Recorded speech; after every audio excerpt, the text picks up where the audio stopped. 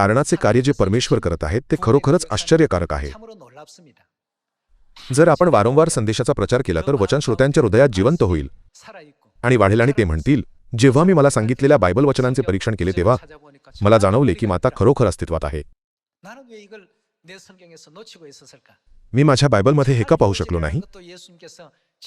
माझ्या बायबलमध्ये हे स्पष्टपणे लिहिले आहे की येशूला खरोखर वल्लांडण पाळण्याची उत्कट इच्छा होती. हे लक्षात न घेता मी इतका वेळ चर्चला का जात होतो? अशा विचारांनी त्यांना सत्याबद्दल आणखी ऐकण्याची इच्छा होती. ज्यांनी भूतकाळात संदेश ऐकला होता त्यांना परमेश्वराच्या आश्रयाला परत येताना पाहून मी खूप आश्चर्यचकित झालो.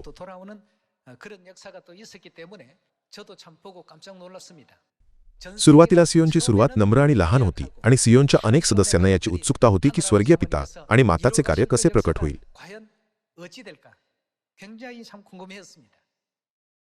मात्र आपण पाहू शकतो की परमेश्वर लहान मुलांपासून प्राथमिक आणि माध्यमिक शाळेतील विद्यार्थ्यांपासून ते नोकरी करणाऱ्या प्रौढांपर्यंत सर्वांवर पवित्र आत्म्याची कृपा करत आहेत.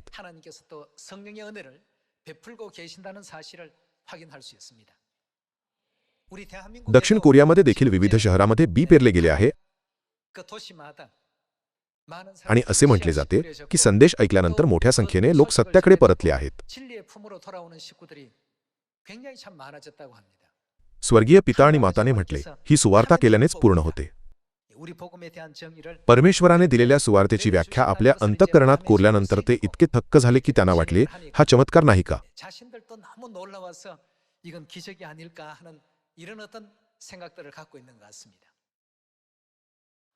या सर्व गोष्टींमध्ये सुरुवात नेहमी कशी असते? ती अल्प आहे. या आपण इयोब अध्याय 8 मधील एका वचनाचे एकत्र परीक्षण करूया. आपण इयोब अध्याय 8 वचन 7 पाहूया. तुझा आरंभ अल्प असला तरी. जसे आपण नेहमी पाहतो आपल्या सुवार्तेची सुरुवात अल्प होती. आद्य चर्चची सुवार्ता मार्कच्या माडीवरच्या खोलीत सुरू झाली त्यामुळे तिची सुरुवातही अल्प होती. तुझा आरंभ अल्प असला तरी भविष्यात काय होईल? तुझा शेवट समृद्धीचा होईल. बायबलद्वारे परमेश्वर आपल्याला सांगतात की ते केवळ थोडेच साध्य करणार नाहीत तर आपल्या कल्पनेपलीकडे जाऊन तारण आणि कृपेचे कार्य करतील.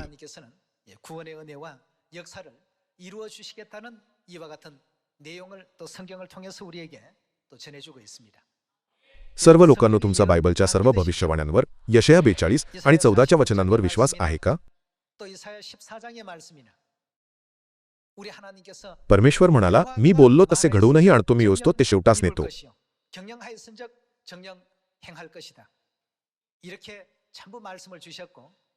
येशूने देखील मत्तई अध्याय 26 मध्ये पेत्राला असेच म्हटले होते. जर मी या सर्व माणसांना हाकलून दिले असते शास्त्रात सांगितले आहे ते मग कसे पूर्ण होईल?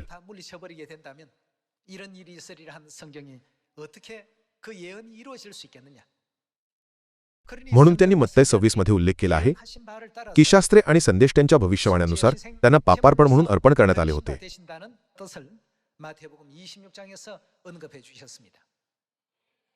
या सर्व वचनांचा विचार करता भविष्यवाण्यानुसार काय होईल? यामुळे आपल्याला ही जाणीव होते की त्या भविष्यवाण्या नक्कीच पूर्ण होतील.